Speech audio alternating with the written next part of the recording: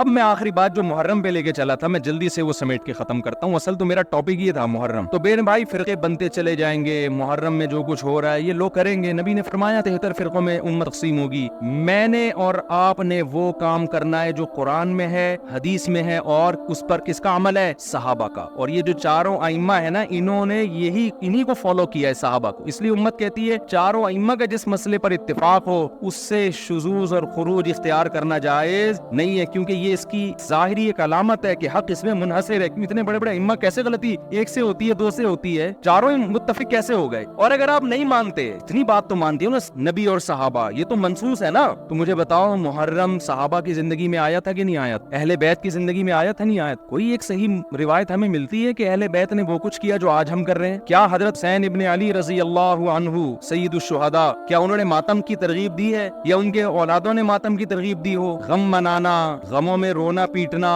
ماتم کرنا, اسلام صبر کی تلقین دیتا ہے. اہل بیت کا حکم بھی کیا تھا؟ صبر. واویلا کرنا, رونا پیٹنا, چیخنا چلانا یہ اسلام کا حکم نہیں ہے. بعض لوگ استدلال کرتے ہیں کہ فلاں موقع پہ نبی صلی اللہ علیہ وسلم روئے, فلاں موقع پہ فلاں صحابی روئے. غم کے موقع پہ روئے ہیں, غم کا موقع گزرنے کے بعد اس تاریخ آنے پر روئے, ایسا ہمیں تذکرہ بولو نہیں ملتا. غم کے موقع پہ رونا تو انسان کی نیچر ہے, فطرت ہے, اس میں بھی چیخنے کی اجازت نہیں ہے, ماتم کی اجازت نہیں ہے. این جب صدمہ پہنچے اس وقت آپ کو ماتم کی اجازت نہیں, نبی نے لعنت فرمائی ہے. تو صدمہ گزرنے کے 1 سال بعد اس تاریخ کو آنے پر کہاں سے اجازت ہو گئی؟ میں تشدد کا قائل نہیں ہوں, میرا مقصد یہ نہیں ہے کہ آپ جو لوگ یہ کر رہے ہیں ان کو جا کے چھیڑیں, تنگ کریں. ہمارا ملک فرقواریت اور لسانی اور فرقوارانہ جھگڑوں کا متحمل نہیں ہے, مار دھاڑ اور نفرت والی تقریریں کرنا نہیں ہے. میرا مقصد تو اہل سنت والجماعت کو یہ بتانا ہے کہ آپ ایک فیصلہ کرو, آپ ادھر ہو یا ادھر ہو. آپ کے اصول کچھ اور ہے, ان کے اصول کچھ اور ہے, ان کو ان کے اصولوں پہ چلنے دیں. جب نبی نے کہہ دیا نا 73 ہوں گے تو 73 ہو گے رہیں گے. آپ فرقواریت ختم نہیں کر سکتے. آپ نے سلیکٹ کرنا ہے کہ صحیح کون ہے غلط کون ہے. آج لوگ آگے تھے فرقواریت ختم ہو جائے, میں نے کہا نہیں ہو سکتی ختم بھائی, نبی نے کہہ دیا 73 فرقے ہوں گے, کیسے ختم ہوگی؟ آپ نے سلیکٹ کرنا ہے, گائیڈ کرنا ہے کہ صحیح کون ہے, اپنے لیے سلیکشن کرنی ہے ان میں صحیح کون ہے, میں وہاں جاؤں گا. آپ کے پاس بہت سارے آپشن ہوتے ہیں دنیا میں بھی, تو آپ سارے آپشن ختم کر دیتے ہو. کئی رشتہ آیا آپ کے لیے, بہت ساری لڑکیاں ہیں, آپ نے کہا یہ ٹھیک ہے باقیوں کو بم سے اڑا دو. بھائی آپ کو جو سمجھ میں آیا آپ اس سے شادی کر لو, بلکہ اس سے بھی نہیں 3 اور سے کر لو. اور لڑکی کے پاس ایک آپشن ہے, تو بھائی جو سمجھ میں آ رہا ہے اسے کر لو, باقی وہ دوسرا جو مرضی آپ بھلا سے آپ اس کو مار دو, کیونکہ وہ غلط آدمی کا رشتہ میرے پاس آیا ہے, بندہ ٹھیک نہیں ہے, ابا اس کو مروا دو. ابا کہے گا بیٹا تو اتنے لوگ صحیح بھی ہیں غلط بھی ہیں, تجھے جو صحیح لگ رہا ہے وہ بتا دے, جو غلط ہے وہ اس کو رہنے دے, وہ تیرا کام نہیں ہے. دنیا میں بہت سی غلط بھی ہوتی ہیں, ان کو وہ غلط مل جائے گا. تو فرقے تو رہیں گے, حضرت عیسیٰ علیہ السلام ہی آ کے ان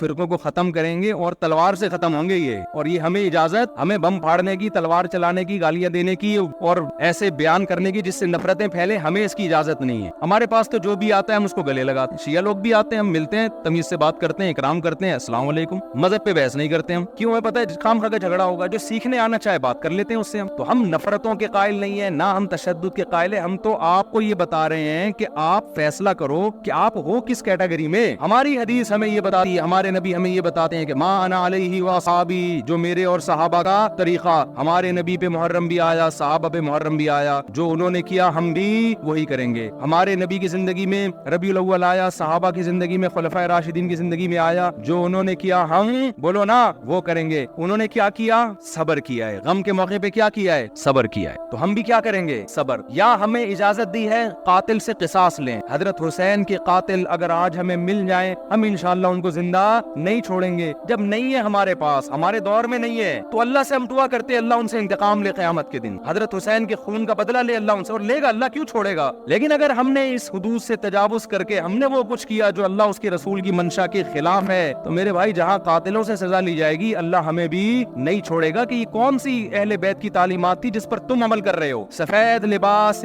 اسلام میں پسندیدہ ہے, ٹھیک ہے, نبی نے ہر رنگ کا لباس پہنا ہے, پسند کس کو کیا؟ سفید. وہ محرم میں بھی پسندیدہ, وہ سفر میں بھی, وہ ربیع الاول. جیسے ہی رشتہ میسر ہو, اسلام حکم دیتا ہے نکاح میں تاخیر نہ کرو, چاہے محرم ہو. محرم ہے تو سفر تک ڈیلے نہ کریں, سفر میں رشتہ ملا تو ربیع الاول تک ڈیلے نہ کریں. ویسے بھی میرے بھائی جس نے 4 شادیاں کرنی ہوں گی, وہ اگر ڈیلے کرنا شروع کر دے تو اس کی ہو گئی. پھر اسلام میں تو یہ کہ جلدی نکاح کرو, محرم میں بھی کریں. جو نہیں کر رہے ان کو چھوڑ دیں, اپنے ان کا فرقہ ہے, ان کا مسلک ہے, چھیڑے نہیں کسی کو, جا کے بحث نہ کریں. دفتروں میں بحثیں خامخواہی شروع ہو جاتی ہیں. آپ نے اپنے بارے میں فیصلہ کرنا, میں کدھر ہوں, میں کدھر کھڑا ہوں. جو کالے کپڑے پہننے دیں, نہ ان پہ طنز کریں, نہ ان پہ پہ ہوٹنگ کریں, یہ جائز نہیں ہے, اس سے نفرتیں پیدا ہوں گی. جو کر رہا ہے کرنے دو. آپ کے بچے جب پوچھیں ابو انہوں نے کالے کپڑے پہنے, بولیں بیٹا ان کا فرقہ ہے, ہم لوگ اس فرقے کے نہیں, ختم ہو گئی بات. تو ابو ہم اس فرقے ہم کیوں نہیں ہیں؟ بیٹا ہم حدیث میں آتا ہے کہ ما انا علیہ و اصحاب. جب بچہ آپ کا پوچھے نا تو آپ بتائیں حدیث میں آتا ہے جو میرے اور صحابہ نے, چونکہ صحابہ نے یہ نہیں کیا تو ہم بھی نہیں کر رہے. تو بیٹا پوچھے گا پھر یہ کیوں کر رہے ہیں؟ تو بیٹا جو ان کا کام ہے وہ ان سے پوچھنے کا ہے, وہ مجھ سے پوچھنے کا نہیں ہے. اب بچہ جائے گا ان سے پوچھنے کے لیے, اس کو بولیں بیٹا جب بڑے ہو جاؤ گے نا پھر جا کے پوچھنا, ابھی پوچھا تو ریپلائی بھی ہوگا, اس سے کیا پیدا ہوگا؟ فتنہ. تو بچے میں کھوپڑی ہوگی تو وہ اتنی بات اس کی کھوپڑی میں انشاءاللہ آ جائے گی, 2 اور 2 4 کی طرح. پھر بچہ کہے گا ہمیں کیا کرنا چاہیے؟ اس کو بتا دو بیٹا قرآن میں صاف طور پہ لکھا ہوا ہے کہ ہم نے بنی اسرائیل سے عہد لیا تھا کہ ان احکام کو فالو کرنا ہے. بنی اسرائیل نے ان احکام کو چھوڑ کر فرقے بنا دیے. بیٹا قرآن میں سورہ بقرہ میں اللہ کہہ رہا ہے ان احکام کو فالو کرو, وَاعْبُدُوا اللَّهَ, اللہ کی عبادت کرو. سمجھتے ہو بیٹا ہم نے کیا کرنا ہے؟ اللہ کی عبادت. ابو عبادت کیسے کرنی ہے؟ بیٹا 5 نمازیں پابندی سے پڑھنی ہے, ٹھیک ہے نا. زندگی میں 1 دفعہ حج کرنا ہے بیٹا,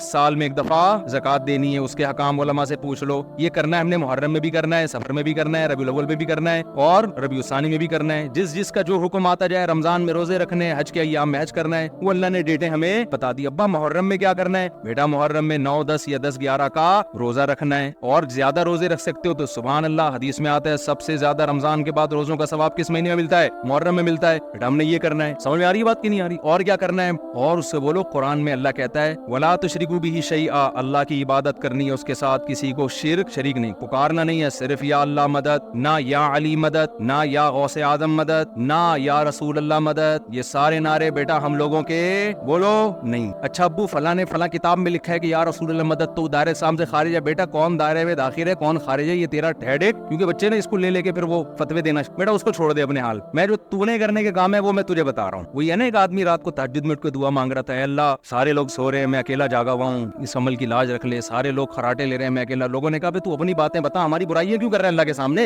ایک آدمی نے کمبل نکال کے بولا بھائی تو اپنا بتا نا, ہماری برائیاں ہمیں کیوں ساتھ میں گھسیٹ رہا ہے, یہ لوگ سو رہے ہیں. تو بیٹا یہ آپ کے کرنے کا کام ہے, باقی آپ کسی بھی فتوے کون یا رسول اللہ کہہ رہے ہیں کون کس کا کیا مطلب ہے, چھوڑو اس بحث کو. اس میں پھر بڑی طویل بحثیں ہیں, یہ ایسے دلدل میں پھنسو گے نکلنے کے قابل نہیں رہو. اچھا ابو اور کیا کرنا ہے میں نے؟ تو ان کو بتاؤ وَاعْبُدُوا اللَّهَ وَلَا تُشْرِكُوا بِهِ شَيْئًا وَبِالْوَالِدَيْنِ إِحْسَانًا. بیٹا ماں باپ کے ساتھ کیا کرنا ہے؟ احسان. کیسے احسان کرنا ہے؟ اللہ کہتے ہیں لا تقل لهما اف, ماں باپ کے سامنے اف بھی نہیں کہنا, ان کے قدموں میں جنت تلاش کرنی ہے, محبت سے ان کی پیشانی پر دیکھنے سے حج عمرے کا ثواب ملے گا. سب سے بڑا حق اللہ رسول کے بعد کس کا ہے؟ والدین کا. اور کیا کرنا ہے میں نے؟ وَبِالْوَالِدَيْنِ إِحْسَانًا وَبِذِي الْقُرْبَى. بیٹا جو رشتہ جتنا قریب ہے اس سے بنا کے رکھنی ہے. ماں باپ کے بعد سب سے قریبی رشتہ بھائی بہنوں کا ہے, ان سے توڑنے نہیں دے, چاہے محرم ہو چاہے سفر میں ہو. کوئی روٹھا ہوا ہے تو اس کو جا کے کیا کر لو؟ راضی کر لو, ان پہ خرچ کرو, ہدیے دو, ان کو نذرانے دو تاکہ یہ جڑے.